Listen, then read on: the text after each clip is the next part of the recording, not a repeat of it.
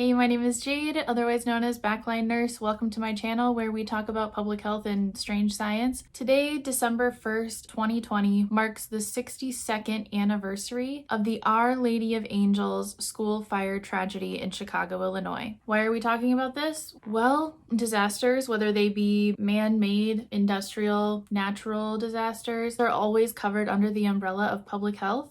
And we'll get to why at the end. And also, I just think they're incredibly fascinating to learn about. And I think it's important to remember these stories and what led to them so that we don't repeat them in the future. Okay, so we're going back to the year 1958 to the Our Lady of Angels Elementary School, which housed classes kindergarten through 8th grade, located at 909 Avers Avenue in Chicago, Illinois, which is in the Humboldt Park area of Chicago's west side if you're familiar. The school was one of 7 buildings of this Roman Catholic parish, and the school fire that took place on that cold December day tragically took the lives of 92 children and 3 nuns. The building that housed the school was built in 1910. All of the lives claimed in this tragedy were on the 2nd floor of the building. It's an incredibly frustrating story because it's a perfect storm of missteps and corners cut and just tragic circumstances. So let's dive right into the story. Okay, so the day is Monday, December 1st, 1958. The school day is supposed to end at around 3 p.m. On this day, between 2 p.m. and 2:20 p.m., a fire ignited in a cardboard trash barrel a few feet away from the stairwell. So this fire, you can imagine a cardboard trash barrel, smoldered and gained momentum over about 20 minutes. So that smoke is just building up there on the bottom level and starts raising through the stairwell. And the smoke is light gray at first, but because of different materials that were used in the building and because of the enclosed space of the stairwell, the smoke would quickly become black and oily and very thick. So right next to the source of the fire on that bottom level was an open pipe chase, which basically acted as an uninterrupted fast track to the very top of the building. So the smoke went directly to the loft or attic above the 2nd floor classrooms. Okay, so everybody's in class at this time, so nobody's really in the hallways, which is another reason that it was able to go unnoticed for such a time. But at 2:25 p.m., estimated about 25 minutes after the fire started, 3 young girl students were returning from running an errand and started going up the stairs to their 2nd floor classroom. These 3 girls were the very first to notice that something was wrong. Quickly, they became overwhelmed with the thick smoke and began coughing, but they did make their way to the 2nd floor to notify their teacher of what was going on. They notified Sister Mary Helene O'Neill of what was going on. Sister O'Neill got up from her desk and started getting the kids lined up at the door, ready to evacuate. However, when she opened the door, she saw that escaping via the stairwell was already too dangerous. So because this fire is enclosed in an area and can't escape anyway, it keeps getting hotter and hotter, and the gases and air around it become what's called superheated. This is basically when a substance can reach a temperature that's above the temperature where it would normally change states. For example, superheated water can raise above boiling temperature but doesn't start vaporizing. And it's because of the pressure in an enclosed area that can cause this. It's very, very dangerous. A few minutes after that, finally the first alarm rings inside the building. So at about the same time that this alarm rang, a window shattered at the base of the stairwell right by the source of that fire. This immediately gave the fire more oxygen, which made it even more dangerous than it already was. So this sudden burst of oxygen also ignited what they described as a huge roll of tarred building paper, which was about 24 feet long. And it was just being stored there for some reason. So that, along with the petroleum-based wax on the floors, is what caused that thick, oily black smoke that they believe caused the majority of the deaths. So it was after that roll was ignited that the wooden stairwell burst into flame. So if you think of a big circling stairwell, like in old buildings, that bottom stairwell collapsed, which then acted as a chimney and sent that fire, that thick black smoke and hot air and gases swirling up the stairwell to the top of the building. So at about 2:30 p.m., about 30 minutes after this fire is believed to have started, a janitor named James Raymond was walking past the building and saw the red glow of the fire through the stairwell window. He quickly ran to the basement of the building and saw the fire roaring through the door of the basement stairwell. He saw 2 young boys emptying trash barrels, and he quickly told them to get out of there. And then he rushed out to the rectory, which is where the priests generally live, and told the housekeeper to call the fire department. And then he ran back to the school to start helping with evacuation. So those 2 boys that he had told to get out of there ran to their classrooms to tell their teachers what was going on. So this prompted the teachers to get the students out of those classrooms classrooms and start exiting the building. And while they're doing that, they're looking for Mother Superior, who is like the principal of the school, because there was a rule in place that you couldn't pull the fire alarm without her permission. But she was nowhere to be found because she was substituting for a teacher who was absent that day in a whole other part of the building. So they lead the kids out, and then one of the teachers decides to go back and pull the alarm anyway. So the alarm sounded within the building, but that alarm was not connected to the fire department. The alarm was confusing to students who hadn't had adequate fire drills, and because the alarm was close to the end of the school day. So 2:42 p.m., 42 minutes after this blaze started, the first phone call to the fire department finally arrives. About 2 minutes later, another phone call arrives to the fire department about the same fire, from a candy store owner next to the school named Barbara Glowacki. She noticed the flames in the stairwell of the school. Okay, so the smoke and gases have traveled up that pipe chase to the attic above the second floor, starting to go through all the vents on the ceilings of the second floor. Now it's traveling into the hallway and into every single classroom. So there were superheated gases in the attic, but this didn't burn a hole in the ceiling. Because the building's old roof had been recoated so many times with tar, it couldn't get through. And fire inspectors after the fact would say that if the fire had been able to burn a hole in the ceiling, it would have vented much of the smoke and there probably would have been many lives saved. And so the temperature kept getting hotter and hotter, which would eventually cause the wood in the loft to flash over. This is really interesting. So flashover is the near simultaneous ignition of a combustible material. So when organic compounds undergo something called thermal decomposition, meaning something is heated to such high temperatures that it actually changes the chemical composition of it, they can release flammable gases. So when they reach that temperature called the auto ignition temperature, also known as the flash point, basically it all bursts into flames at once. Okay, so that thick black smoke is traveling through the ventilation system and through the center hallway of the second floor. Another structural issue that contributed to the severity of this fire was that every single classroom had something called a transom window above the doors, and you've probably seen these in older buildings. And the sheer heat of the smoke and gases traveling through this hallway caused the glass on these transom windows to shatter, which then allowed the smoke and fire to start getting into the classrooms that way as well. So at this point, the only route of escape, the hallway and stairwell of the second floor, has become completely impassable. At this time, there are about 329 children and 5 nuns remaining on the second floor, and their only hope for escape would be through the windows. So they could either choose to jump out the window, a 25 feet or 7-meter drop to the ground, or they could wait for fire and rescue to get there. This is where the individual responses of the nuns really played a big part in the survival of their students. And I'm not blaming the teachers, because they were victims in this and they were not given training to deal with this type of situation. One of the nuns ordered her students to pile chairs and books in front of the doors, which really slowed down the flow of smoke into her classroom and definitely saved lives. Another one of the nuns who had managed to get her kids out into the hallway had everyone crawling on the ground, and the ones in the front were holding onto her skirt as she was crawling towards the stairs. And once they got to the stairs, they're little kids, you can imagine. Some of them became petrified, and just kind of froze. You know how we get in a survival situation and you fight, flight, or freeze. I know I've talked about that in my other videos.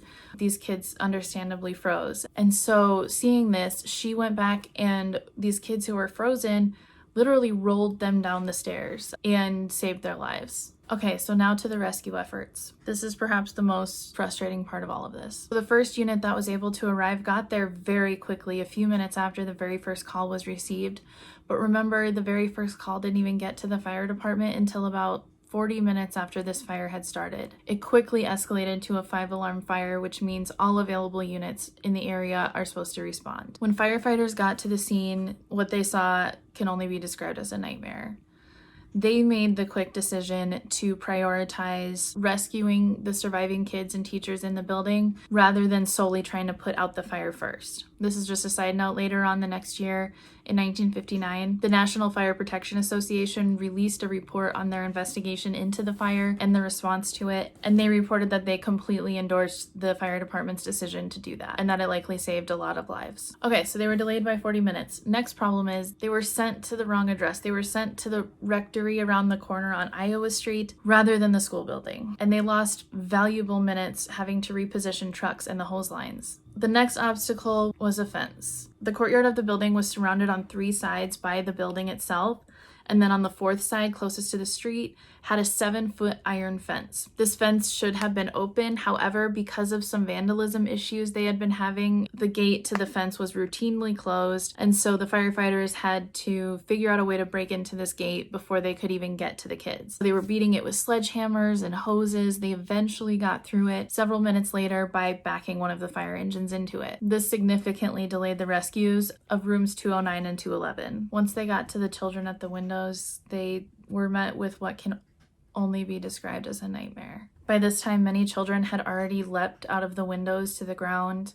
Some were severely injured, and some died as a result of that fall. Some of the smaller children were trapped behind larger children who were frantic trying to get out of the building at the windows. Some of the littler kids were able to get to the window but couldn't climb out because they were too small. But the firefighters are trying to get as many kids out of the windows as they can. However, at about 2:55 p.m., another flashover occurred, this time in the hallway and affecting several of the classrooms on the 2nd floor. The firefighters account the kids were wearing white shirts as part of their uniforms, and at the time of the flashover, the shirts instantly turned brown. Essentially, the rooms exploded. And at 2:57 p.m., 15 minutes after the very first alarm, the building ceiling collapsed. At this point, it was determined that any hope of finding remaining survivors would be lost. The massive downrush of the heat and flames after the collapse of the roof likely killed many teachers and students instantly. So remember the janitor who was the very first one to start taking action? Even though he had badly injured himself on a piece of glass trying to rescue kids through the window,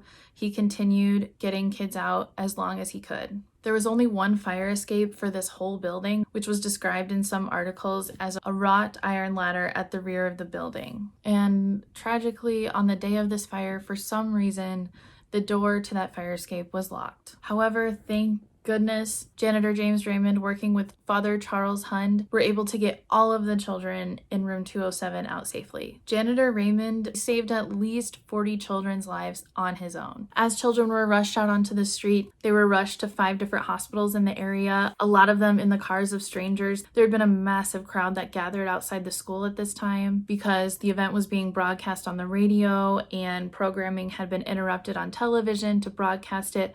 The whole world was watching this happen. As you can imagine, there were frantic parents outside wondering if their kids were all right and not having any idea if they were still in the building or if they had already been brought to a hospital or if they were at one of the houses along the street or the candy shop where people in the neighborhood had opened their homes and stores to the kids to help keep them warm while they waited for help. It's just a nightmare scene to imagine. About 160 kids were rescued from the inferno. However, the fire continued raging for about 3 more hours, and the firemen would not know the full extent of the horror of this fire until they were able to go in and start trying to look for survivors. Firemen quickly realized that